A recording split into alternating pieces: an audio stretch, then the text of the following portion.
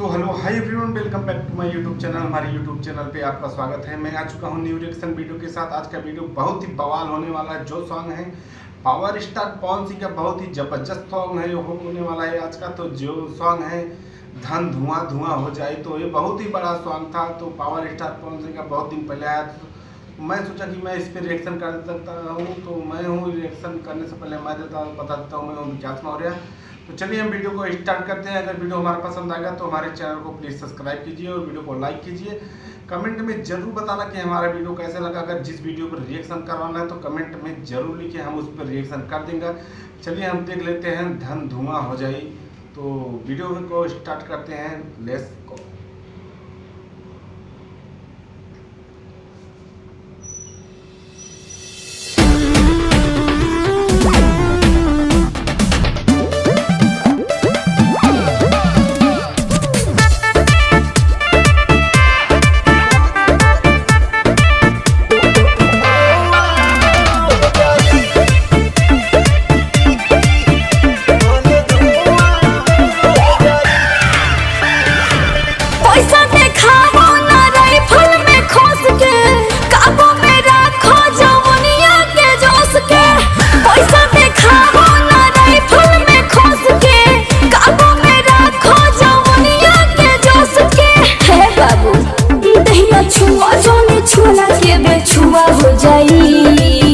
अरे तो सुन कहा बोला।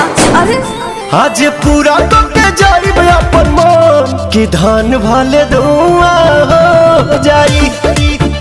आज पूरा तो के जाई अपन मन कि धान भाले धुआं हो जाई।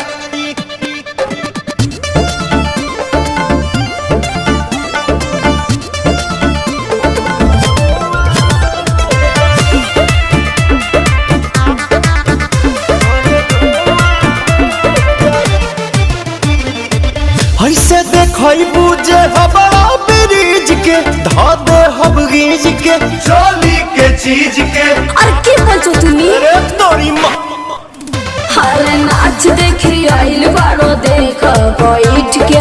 ढेर जोनी बोला बाबू हम साइट के बुझाता।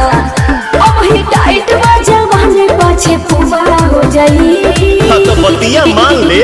आज पूरा तो के जाई अपन मन कि धान भले धुआं हो जाई। आज पूरा तो के जाई अपन मन कि धान भले धुआं हो जाई।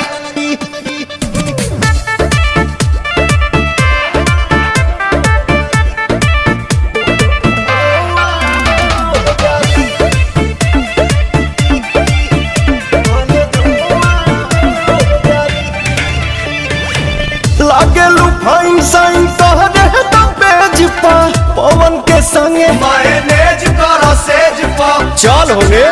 अरे छोड़ा, अरे छोड़ा ना। ढेर जाना ओइले या ढेर जाना कोइले। अरुण बिहारी मन पूरा नहीं कहिले। हमरा पीछे प्रियंशु बोलो फुगा हो जाई।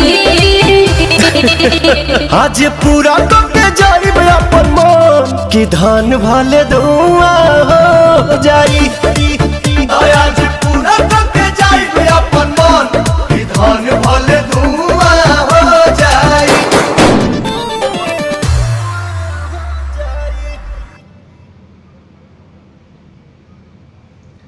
उम्मीद करता हूँ कि ये वीडियो आपको बहुत पसंद आया होगा। तो वैसे ही वीडियो देखने के लिए हमारे चैनल को प्लीज़ सब्सक्राइब कीजिए और वीडियो अगर पसंद आए तो हमारे वीडियो को लाइक कीजिए। कमेंट में ज़रूर बताएं कि हमारा वीडियो कैसा लगा।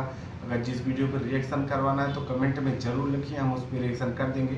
चलिए यहीं पर वीडियो हमारा ख़त्म होता है। तब तक के लिए नमस्कार, प्रणाम।